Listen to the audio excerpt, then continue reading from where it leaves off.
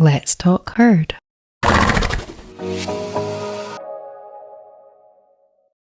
Yeah, there's something about making a bigger space. Lots of Yeah, options. like widening your perception about things. But that, while you were talking, that kind of brought up the question of where are you with death and natural death? Because there's a certain point, I think, when dying is a thing, and it's like no longer about like necessarily healing the physical body, because the physical body is starting to shut down and it has to find a way to shut down. And so, yeah, how do you feel about euthanasia and that kind of thing? Yeah, so death is just death. I'm okay with death. I grieve, and usually I'm a bit more private. Usually I'll grieve privately or just with them one on one. But I also know that they're always kind of around, so I might miss seeing like their face every day, but I know I'll see them again. And definitely quality of life is much more important to me than quantity of life. Number of years, I really want them or want to be able to offer them, as great of a life as possible. And when that quality of life changes, and not just like a short term change, but when it is extremely painful, but maybe they're still young, and so natural death, I don't know, it might not be just going to sleep kind of a thing, because it's not coming from old age. I'm specifically thinking of one horse that was only 12, but she was born with deformities, and she was a fighter and had a strong will to live. And then she made that decision. She's like, I'm done. This is really hard. I love it here, but I'm done. And so we did euthanize her. And there was such a relief in that. And I always try to make sure that it's not like me just being uncomfortable seeing her, that really she's wanting to make that choice. So I'm not really opposed to either way. No, I feel like it's so subtle, but but it's subtle, but it's not, because it's just something And I think to be able to trust yourself is very important, like to trust your intentions, that it's not just that it's hard for you to watch. Because I think we do have issues with suffering, obviously, and we don't always know of the suffering happening. And so it is a fine line in a way, but then I think if you don't trust your inner guidance, you don't have anything really in life. So I agree. Yes. If you do not trust yourself or trust what you're hearing, then I always call somebody else. Bring in some outsider, somebody who isn't, that close to it. Because with a lot of things then, with a lot of choices to make, because it can be very muddy very quickly. I mean, there is also the element that I think we limit ourselves a little bit in what's possible, because we could also believe that death could be natural in those circumstances if we invite it, like if we kind of allow that it could happen. Maybe I don't really know about that, because my place on the journey at the moment with that is that in terms of old age, like I can feel when that's happening, and I feel really good about supporting that and just just letting that unfold, because I think it does with the most amazing precision, and it all happens at the right time and everything. But like you say, those situations with a younger animal, when it's like, it's not like that simple, really. And I think, I think we're all just on And a that could path be, with it. just us talking Yeah. about this, that could be the next open door for me, for other people at the ranch, for the horses. That's Yeah. why I try to keep Yeah, the goal exactly. so Yeah. generalized, so big, and not so pointed. Yeah. Um, because you just never know where it's going to go, and it'll because you're right. Like with the younger Yeah. horses, Yeah. I I don't mean, know. Maybe they would turn off their body. Maybe they would have their body shut down. Um, and I try yeah. not to get Yeah. stuck in fear because we do have coyotes, No. all No. around us. And that would just, I wouldn't want Yeah. a situation to occur where that was the end. Yeah. But I try not to let that fear stop me. Yeah. Yeah. And I know there would be people who would say, well, that's natural. But I feel that that's a sort of backward way of thinking about it, because I think we're always evolving and we're always moving forward, and we have to, or it really helps to just allow that everything's possible, and that, that we can change in really fundamental ways. Like we can, one that comes to mind is that we could move beyond even needing food to survive. Like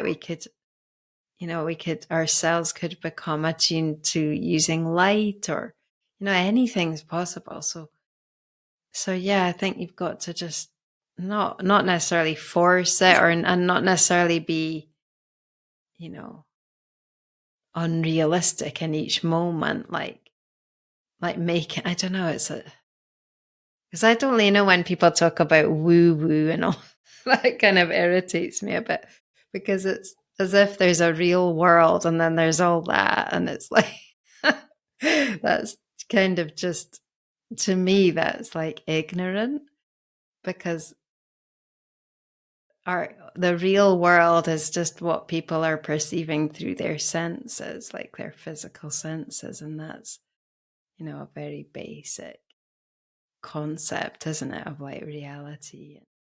So it's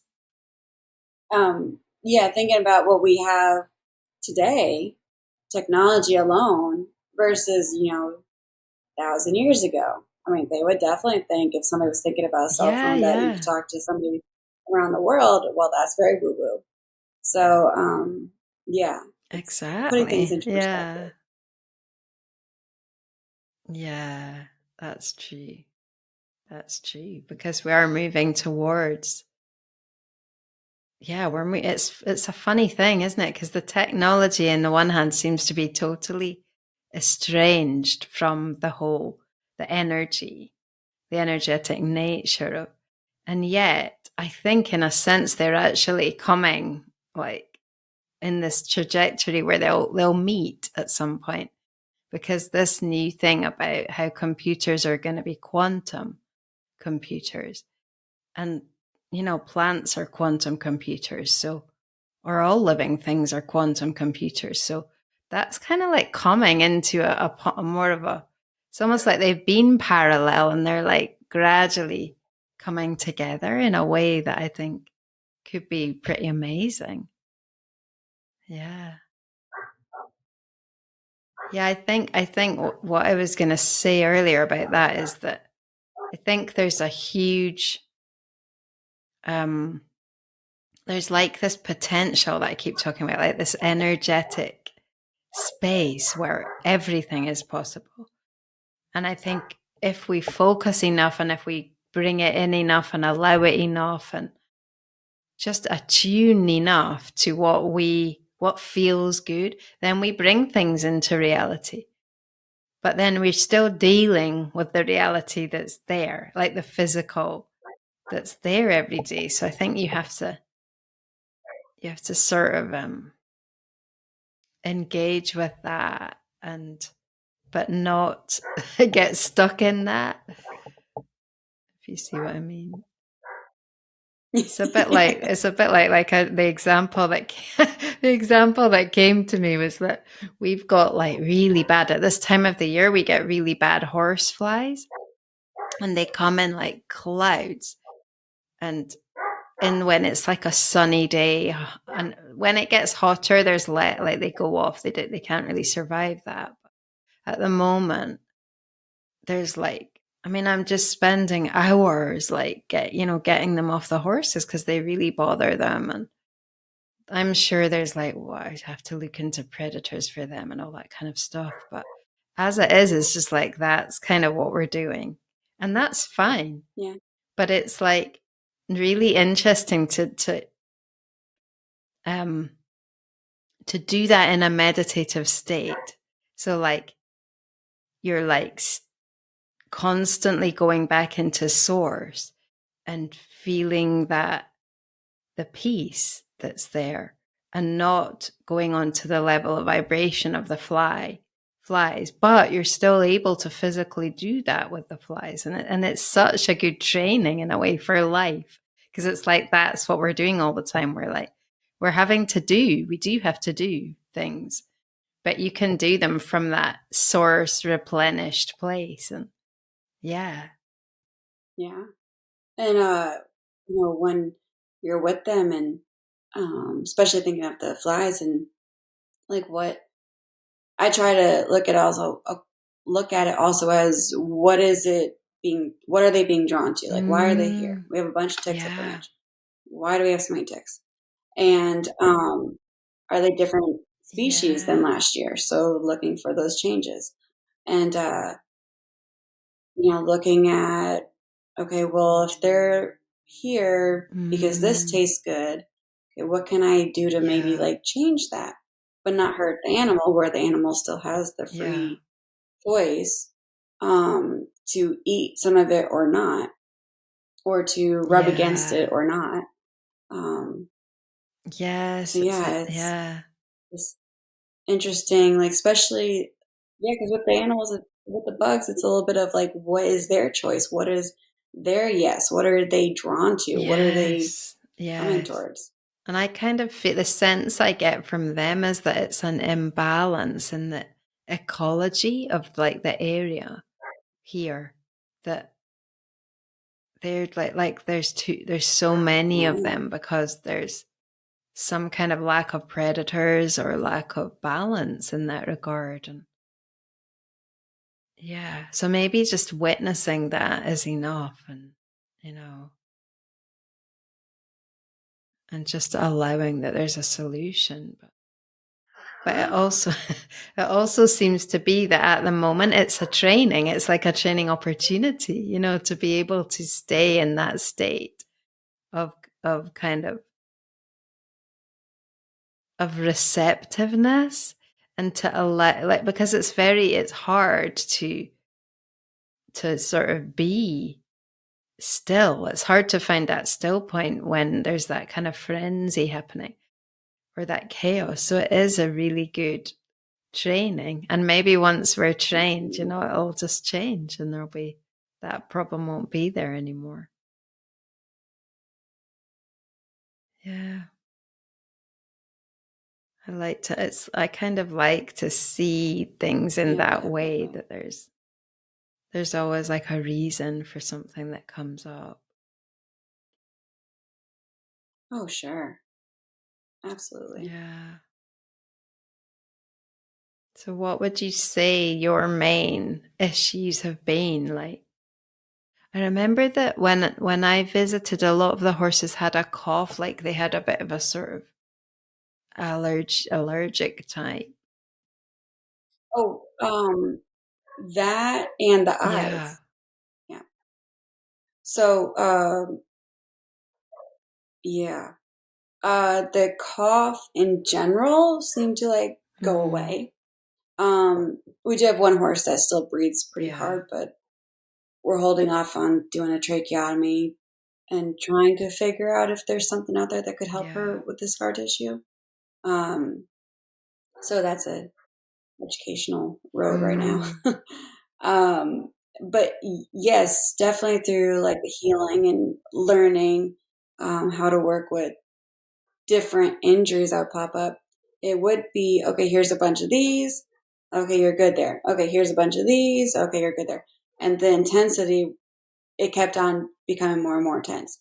And then it didn't end, but it came to like colic. And colic was always emergency, let's go, do the Banamine, the Butte, whatever you have, and get them to the vet. And so if we had started with, doing things more holistic or doing things with more of them having a choice in mind, and we started with colic, that would have been very difficult for me because I would have been fighting myself. I've been fighting my brain. So everything definitely happens for a reason and starts at a certain place for a reason. Yeah. It's like, it's always happening on different levels. Have you got something that you need to? Are you running out of time?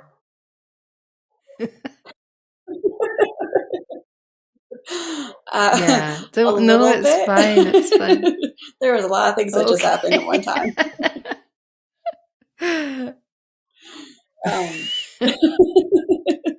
Have you got an emergency, or is it? Would a little bit. Well, that's honestly, this is enough for like we could do another one at some point because it was really good. Okay. Yeah, that'd be fun. Yeah, absolutely. It's cool talking about it, and it's great talking with you and, staying, like you said, in that beginner mindset. Because sometimes you can have like that confidence and you're like, oh, I've done this before. I know exactly what's going to happen. And it's like, I think you've just got to keep remembering that this is the first time for that, like this moment. So and that's what makes it exciting, really. It would be really cool to do another one, and you can think about now like more what it's about. You can sort of think about what you would like to talk about or whatever. I mean, it's just like it's kind of an it's just having an intelligent conversation, really. It's just exploring, which is really fun. So no, but thank you very much, and I hope it's not an emergency. I hope it's okay. Just a few things need to be addressed. Well, thanks very much, Alice. I mean, I know you don't have a lot of time, so this is fine. This is a good time. And I'll speak to you soon.